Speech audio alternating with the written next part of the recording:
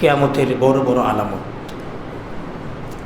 এর মধ্যে প্রথম যে আলামতটি আমি যে বলবো সেটি হচ্ছে কিয়ামতের আগে ইমাম মাহদী আলাইহিস সালাম আসবে। কে আসবে? ইমাম মাহদী। মাহদী মানে হেদায়েতকারী, পথ প্রদর্শনকারী। ইমাম মাহদীর নাম হবে মুহাম্মদ। বলেন সুবহানাল্লাহ। নবীজি বলেন যে আমার পরে মাহদী আসবে, তার নাম হবে মুহাম্মদ, বাবার নাম হবে আমার বাবার নাম আব্দুল্লাহ। সুবহানাল্লাহ। তার নাম মুহাম্মদ, বাবা আব্দুল্লাহ। সে তোমাদের মধ্যে আসবে কখন? কিয়ামতের আগে, যখন সারা পৃথিবীতে অন্যায় অত্যাচারে ভরে যাবে। একসময় এমন হবে পৃথিবীর বুকে মুসলিমদের অবস্থান এমন হবে, আস্তে আস্তে সারা পৃথিবীতে মুসলমানরা মার খাবে, খুব বাজে অবস্থা হবে। এখন যেরকম এটা তো কিছুই না, এখনও তো দু এক জায়গায় মুসলমানদের বিজয় শোনা যায়, কিন্তু এমন হবে মুসলমানরা একদম একঘরে হয়ে যাবে। ইহুদি খ্রিস্টানরা একজোট হয়ে মুসলমানদেরকে একদম কুপকাত করে ফেলবে। ঠিক সেই সময় সারা পৃথিবীতে অন্যায়, জুলুম, অত্যাচার, মারামারি, হানাহানি, কাটাকাটি, সন্ত্রাস, খুন, ভাই ভাইয়া দ্বন্দ্ব, ভাই বোনে মারামারি, বাবা সন্তানে খুনোখুনি এমন চরম আকার ধারণ করবে। সেই সময় আল্লাহ পাক ইমাম মাহদীকে পাঠাবে। বলেন সুবহানাল্লাহ। ইমাম মাহদী আলাইহিস সালাম আসবেন, নবীজি বলেন। তখন ইমাম মাহদী আলাইহিস সালাম যখন আসবেন, তখন উনি হবেন খলিফা, সারা পৃথিবীর খলিফা হবে উনি। নবীজি বলেছেন মাহদী আমার বংশধর। সুবহানাল্লাহ বলেন। মাহদী কার বংশধর? রাসূল বলেন আল মাহদী মিন ইতরতি, মাহদী আমার বংশ থেকে আসবে, মিন ওয়ালাদি ফাতেমা, ফাতেমার সন্তান, মানে ইমাম হাসানের বংশধর। বলেন সুবহানাল্লাহ। তাহলে পৃথিবীতে নবীর আওলাদ আছে না নাই?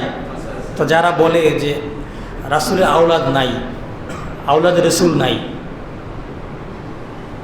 যে নবীজি বংশধর এখনও আছে। ইমাম হাসান থেকে জয়নুল আবেদিন হয়ে নবীজির আওলাদ রাসূল কিয়ামত পর্যন্ত থাকবে, এখনও আছে। এবং ইমাম মাহদী হবে আওলাদ রাসূল, আহলে বাইতের সদস্য। রাসূল বলছেন আল মাহদিউ মিন্না আহলাল বাইত, মাহদী হবে আমার আহলে বাইতের মধ্য থেকে আসবে। বলেন সুবহানাল্লাহ। মানে আমার বংশ। নবীজি বলছেন ইমাম মাহদীকে আল্লাহ পাক একদিনে, এক রাতে, একদিনে না, এক রাতে সারা পৃথিবীর খলিফা বানাবে। বলেন সুবহানাল্লাহ। তখন সারা পৃথিবীতে যত মুসলমান থাকবে সবাই ইমাম মাহদীর হাতে বায়াত হবে। সুবহানাল্লাহ বলেন। সেদিন তো আমরা থাকবো না,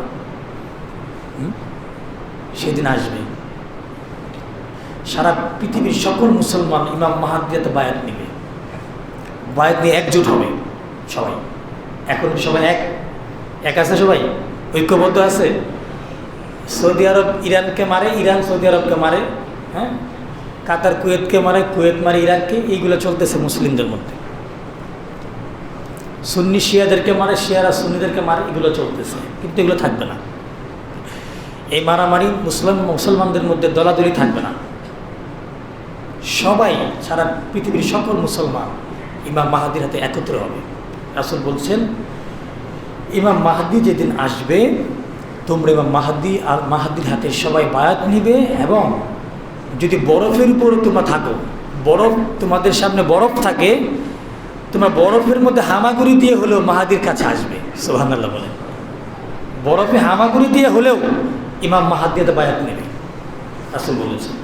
ঠিক তাই হবে। ইবনে মাজাহ শরীফের হাদিস। ইবনে মাজাহ রাসূল বলছে বরফের উপর হামাগুড়ি দিয়ে তোমরা বায়াত নেবে।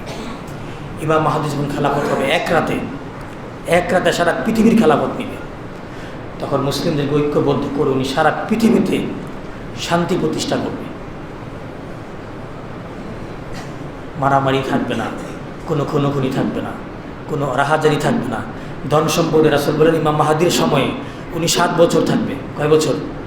ইমাম মাহদী থাকবে 7 বছর। হ্যাঁ, 7 বছরই থাকবে পৃথিবী জমিনে। এই 7 বছর ইমাম মাহদী আলাইহিস সালামের, এই 7 বছরে ইমাম মাহদী সারা পৃথিবী শাসন করবে। সারা পৃথিবীতে রহমত আর বরকত হবে, জমিন থেকে ফসল হবে, আকাশ থেকে বৃষ্টি হবে, ইসলামের বিজয় হবে, ধন ভাণ্ডার সব জমিন বের করে দেবে। হীরা মানিক মুক্তা সব জমিন থেকে চলে আসবে মাটির উপরে। সম্পদ নেওয়ার মতো কেউ থাকবে না, কোনো গরিব থাকবে না। সুবহানাল্লাহ বলে। এখন যারা গরিব আছেন তারা কোনো গরিব থাকবে না, সব ধনী হয়ে যাবে। সম্পদ রাস্তাঘাটে পড়ে থাকবে, কেউ নিবে না, আমার আছে, আমার লাগবে না। স্বর্ণের বড় বড় বার খনি রাস্তাঘাটে পড়ে থাকবে, কেউ ধরবেও না, কারণ সবার ঘরে থাকবে সম্পদ। এত সম্পদ হবে ইমাম মাহদীর সময়।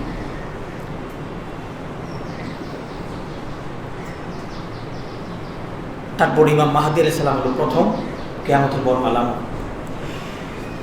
তারপর ইমাম মাহদী আলাইহিস সালাম আসার পরে এরপরে যুদ্ধ হবে, মালহামা। তো যুদ্ধ হবে ওই সময় কাফেরদের বিরুদ্ধে ইমাম মাহদীর নেতৃত্বে। সেটা হবে খ্রিস্টানদের বিরুদ্ধে। নবীজি বলেছে তোমরা যুদ্ধ করবে খ্রিস্টানদের বিরুদ্ধে। খ্রিস্টান তখন সৈন্য থাকবে 9,80,000, সংখ্যাসহ হাদিস আছে, সংখ্যাসহ। তখন এই যে এখনকার আমার গাড়ি ঘোড়া থাকবে না, সব শেষ হয়ে যাবে, আধুনিকতা নষ্ট হয়ে যাবে, আধুনিক প্রযুক্তি থাকবে না। কিয়ামতের আগে সব আবার পূর্বে যা ছিল ঘোড়া, ঢাল, তলোয়ার, তরবারি, এগুলো চলে আসবে। পৃথিবীর জমিনে এই ঘোড়া, অত্যাধুনিক এই পরমাণু অস্ত্রগুলো থাকবে না, বন্দুক থাকবে না। এখন কী করে, বন্দুক দিয়ে গুলি করে মেরে ফেলে না, এগুলো তখন থাকবে না। এটা আল্লাহ জানে, আল্লাহ ভালো জানেন কীভাবে এটা চলে, পৃথিবী থেকে কীভাবে এটা দূর হবে।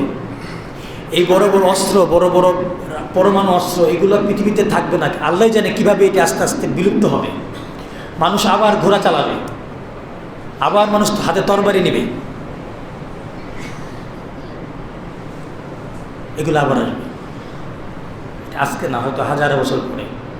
কিয়ামত কবে হবে আমরা জানি না, আল্লাহ রাসূল আলাম, আল্লাহ এবং রাসূলই ভালো জানে কিয়ামত কবে। জিবরাইল প্রশ্ন করেছে, ইয়া রাসূলুল্লাহ কিয়ামত কবে?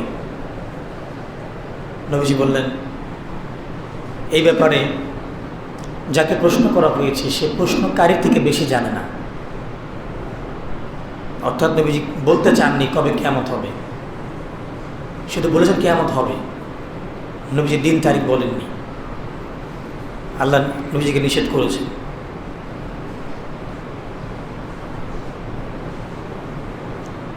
এক ব্যক্তির দাঁড়িয়ে প্রশ্ন করে, রাসূল খুতবা দিচ্ছেন, এক ব্যক্তি দাঁড়াল, হুজুর কিয়ামত কবে? নবীজি কিয়ামতের ভয়াবহর কথা বলতেছে, কিয়ামত কত ভয়াবহ হবে। এক ব্যক্তি দাঁড়াল, হুজুর কিয়ামত কবে? মাতাসা। রাসূল বলছেন তুমি কিয়ামতের জন্য কি অর্জন করছো, কি আছে তোমার সম্বল কি?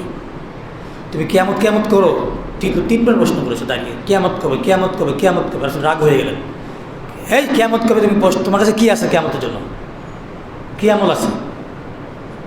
লোকটি বলে, হুজুর আমার কিয়ামতের জন্য কিছু কোনো আমল নাই, আমার নামাজ নাই, বেশি নামাজ নাই, বেশি রোজা নাই, বেশি যাকাত নাই, বেশি দান সদকা নাই, এগুলো আমি বেশি কিছু করতে পারি নাই। তবে ইয়া রাসূলুল্লাহ ইন্নী উহিব্বুল্লাহ ওয়া রাসূলা, আমি আল্লাহ এবং তার রাসূলকে বড় বেশি ভালোবাসি। কি বললেন? বেশি নামাজ, বেশি রোজা, বেশি হজ, বেশি যাকাত আমার নাই। মুসলিমের হাদিস। আমার বেশি নামাজ, বেশি রোজা, বেশি হজ, এগুলো আমার আমল বেশি নাই। তবে একটা বিষয় আমার আছে, এটা একটু 100%। কি? আমি আপনাকে এবং আল্লাহকে ভালোবাসি। নবীজি বলেন, আনতা মা মান আহবাবতা। ওই সাহাবী, কিয়ামত কবে প্রশ্ন করো না, তুমি যাকে ভালোবাসো তার সঙ্গেই তোমার হাসর হবে। বলেন সুবহানাল্লাহ। টেনশন করো না, তুমি যাকে ভালোবাসো তার সাথে কি হবে, মানে আমাকে ভালোবাসো, আমার সাথে হাসর হবে। সুবহানাল্লাহ বলেন। দেখছেন কি বললো, যে আমার নামাজ রোজা বেশি নাই, কিন্তু আপনাকে ভালোবাসি এটা আমার 100%, আল্লাহকে ভালোবাসি এটা 100%। এই জন্য কিয়ামত কবে হবে নবী জানতেন, কিন্তু বলেননি। মালহামা যুদ্ধ হবে খ্রিস্টানদের সাথে 4 দিন, 4 দিন যুদ্ধ হবে এক নাগারে। 3 দিন মুসলমানরা পরাজিত হবে ইমাম মাহদীর নেতৃত্বে। 3 দিন। প্রথম দিন মুসলমানরা শূন্য সংখ্যা সব মারা যাবে, তখন রাত হয়ে যাবে। রাত হওয়াতে কাফেররা যুদ্ধ করবে না। পরের দিন ইমাম মাহদী আবার সৈন্য পাঠাবে, ওই সব সৈন্য খ্রিস্টানরা মেরে ফেলবে। মুসলিমদের। রাত হয়ে যাবে, কিছু থাকবে, রাত হবে, তখন খ্রিস্টান যুদ্ধ বিরতি দেবে। তৃতীয় দিন আবারও তাই হবে, খ্রিস্টানরা মুসলমানদের সব শহীদ করে দেবে। রাত হয়ে যাবে, যুদ্ধ বিরতি হবে, পরের দিন মুসলমান আবার সৈন্য পাঠাবে, ওই সৈন্য খ্রিস্টানদেরকে হারাবে, মুসলমানদের জয় হবে। বলেন সুবহানাল্লাহ। তো খ্রিস্টানরা মুসলমানদের কাছে হারবে। কবে হবে এগুলো? কিয়ামতের আগে। এগুলো কিয়ামতের বড় আলামত। রাসূল বলছেন কিয়ামতের বড় আলামতগুলো এমনভাবে আসবে, একটার পর একটা আসতেই থাকবে, একটার পর একটা আসতেই থাকবে। যেমন তসবির দানা যদি কেউ ছিঁড়ে ফেলেন, যেমন তসবি যেরকম একটা একটা পড়তে থাকে, একটা ধারাবাহিক পড়তে থাকে শুধু, এরকম রাসূলের কিয়ামতের আলামতগুলো একটার পর একটা আসতেই থাকবে খুব দ্রুত। ইমাম মাহদী আসার পরেই যুদ্ধ হবে, যুদ্ধ আসার পরেই দাজ্জাল আসবে, 3 নম্বর আলামত দাজ্জাল। এই যুদ্ধ শেষ করে মুসলমানরা যখন শুনবে যে দাজ্জাল আসছে, মুসলমানরা যুদ্ধ থেকে চলে আসবে, যুদ্ধ শেষ করে চলে আসবে, দাজ্জাল আসছে। দাজ্জাল কি? মাসিহুদ দাজ্জাল। দাজ্জালের গায়ের রং হবে রক্তবর্ণ, একদম লাল কালার। দাজ্জালের হবে খাটো, মোটা হবে, স্থূলকায় হবে, অনেক বড় ভুঁড়ি থাকবে, যুবক, বয়স কম হবে। দাজ্জালের ডান চোখ অন্ধ হবে, চুলগুলো থাকবে কোঁকড়ানো, সামনের দিকে চুল থাকবে না, মাথার অগ্রভাগে চুল থাকবে না। তো আমার নবীজি এমনভাবে বলতেছেন যে নবী দেখতেছেন। সুবহানাল্লাহ বলেন। আমার নবীজিকে এই যে গায়েবের সংবাদ দিলেন, ভবিষ্যৎ কি হবে, এটা গায়েবের খবর, ইলমে গায়েব। আমার নবীজিকে আল্লাহ পাক ইলমে গায়েব দান করেছেন। বলেন সুবহানাল্লাহ। কে দান করেছেন? নবীজি গায়েবের খবর দিতেন, এটা আল্লাহ নবীকে দান করেছেন এই ক্ষমতা, ভবিষ্যতের খবর। নবীজি এমনভাবে বলছেন যে মনে হচ্ছে নবীজি যে দেখতেছেন দাজ্জালকে, যে সে রক্তবর্ণ হবে, খাটো হবে, মোটা হবে, মাথার অগ্রভাগে চুল থাকবে না, যতটুকু থাকবে চুলগুলো কুকড়ানো থাকবে, ডান চোখ অন্ধ হবে, গলা হবে চওড়া, গলা চওড়া হবে, প্রশস্ত গলা। তার কোনো সন্তান হবে না, বিয়ে করবে কিন্তু কোনো নিঃসন্তান, দাজ্জাল নিঃসন্তান হবে। দাজ্জাল ইরানে আসবে, ইরানের খুরাসানে দাজ্জালের জন্ম হবে। দাজ্জাল কি করবে? তাকে আল্লাহ অনেক ক্ষমতা দেবে। দাজ্জাল কি করবে? সে সারা পৃথিবীতে ভ্রমণ করবে, সারা পৃথিবী, পূর্ব পশ্চিম উত্তর দক্ষিণ, সারা পৃথিবী ভ্রমণ 40 দিনে। প্রথম দিন হবে 1 বছরের সমান, দ্বিতীয় দিন হবে 1 মাসের সমান, তৃতীয় দিন হবে 1 সপ্তাহের সমান, তারপরের দিনগুলো আমাদের দিনের মতো 1 দিন করে হবে। এরকম 40 দিন দাজ্জাল থাকবে। সমস্ত ইহুদিরা দাজ্জালকে অনুসরণ করবে, সারা পৃথিবীর সব ইহুদি, এই যে ইসরায়েলিরা, সব ইহুদি দাজ্জালকে ফলো করবে, দাজ্জালের দলে যোগ দিবে, সব ইহুদি, পুরো ওয়ার্ল্ড। তখন বিশাল বড় বড় শক্তি, ইহুদি, খ্রিস্টান, মুসলিম, 3টা বড় বড় শক্তি পৃথিবী থেকে যুদ্ধ করবে। ইহুদিরা যোগ দিবে, দাজ্জাল তখন মুসলিমদের কাছে যাবে, গিয়ে বলবে, দেখো আমি শক্তিশালী, তুমি কি চাও? দাজ্জালের এক হাতে থাকবে রুটির পাহাড়, আরেক হাতে পানি। দাজ্জাল মানুষকে রুটি খাওয়াবে, মধু খাওয়াবে, দুধ খাওয়াবে, যে যা চাইবে তাই দিবে। আকাশ থেকে বৃষ্টি নাজিল করবে, জমিন থেকে সম্পদ বের করবে, সে বলা মাত্র সম্পদ বের হবে। ফিতনা। রাসূল বলছেন তোমরা দোয়া করো, আল্লাহুম্মা ইন্নী আউযু বিকা মিন ফিতনাতি মাসিহিদ দাজ্জাল। আল্লাহ তুমি আমাদেরকে দাজ্জালের ফিতনা থেকে তুমি আমাদের হেফাজত করো। বলেন আমিন। রাসূল দোয়া করতেন সবসময়, দোয়ার মধ্যে আল্লাহ তুমি আমাকে, আমার উম্মতকে মাসিহ দাজ্জাল থেকে হেফাজত করো। একজন লোকের কাছে এসে বলবে যে তোমার বাবা মাকে আমি জীবিত করে দিই, দেন। দাজ্জাল বলবে, এই কবর কাছে গিয়ে বলবে, হ্যাঁ উঠে যাও, দাঁড়িয়ে যাও, জীবিত হয়ে যাবে। ওই সন্তান ইমানদার, তখন দাজ্জাল বলবে আমাকে ইমান, আমার উপর ইমান আনো, তখন সে কাফের হয়ে যাবে, দাজ্জালকে বিশ্বাস করবে। দাজ্জাল হাজার হাজার মানুষকে বিভ্রান্ত করবে। মেয়ে মানুষ, নারীরা দাজ্জালের পাগল হবে। দেখবেন যে আমাদের সমাজে মহিলারা দেখবেন একটু নরম মনের হয়, তাদেরকে সহজে বোঝানো যায়, তাই না? সহজে মেয়েদেরকে কিন্তু বোঝানো যায়, একটা কিছু বললে, ধর্মের দোহাই দিলে তারা বেশি বুঝে ফেলে, বেশি আবেগ হয়ে যায়। দাজ্জাল ধর্মের দোহাই দিয়ে নারীদেরকে, বিশাল অংশ নারীদেরকে তার পক্ষে নিয়ে নেবে। ঘরের পুরুষরা নারীদেরকে বেঁধে রাখবে, হাদিস শরীফ। যেন দাজ্জালের যোগ না দেয়। তাদের হাদিস শরীফে আসছে ঘরের পুরুষরা নারীদেরকে বেঁধে রাখবে খাটের সাথে, যেন দাজ্জালের কাছে না যায়। এরকম ভয়াবহ পরিস্থিতি হবে। দাজ্জাল জান্নাত জাহান্নাম দেখাবে, এই জান্নাত এই জাহান্নাম, মানুষ দাজ্জালের ফাঁদে পড়ে যাবে। দাজ্জাল এক লোককে বলবে, সর্বশেষ দাজ্জাল এক লোককে বলবে যে তোমাকে আমি হত্যা করব, আবার তোমাকে জীবিত করতে পারি। সে লোক বের হয়ে বলবে, তুমি দাজ্জাল, তুমি দাজ্জাল, তোমার কথা রাসূল বলেছিল, তুমি কিয়ামতের আগে আসবে, তুমি দাজ্জাল। তো দাজ্জাল তাকে মেরে ফেলবে, মেরে আবার জীবিত করবে। তো মানুষকে দাজ্জাল বলবে, দেখো আমি তাকে মেরে ফেলেছি, আবার জীবিত করে ফেলেছি। মানুষ বিভ্রান্ত হবে। তো ওই যুবকটি বলবে, আমাকে এখন তুমি আবার মারো, কিন্তু মারতে চাইবে কিন্তু পারবে না, মারতে চাইবে কিন্তু পারবে না। তখন মানুষ বুঝবে যে এটা দাজ্জাল। এগুলো যখন গবেষণা করছিলাম তখন দেখলাম যে আসলে রাসূল সাল্লাল্লাহু আলাইহি ওয়াসাল্লাম যে সব কিছু আমাদের বলে দিয়েছেন।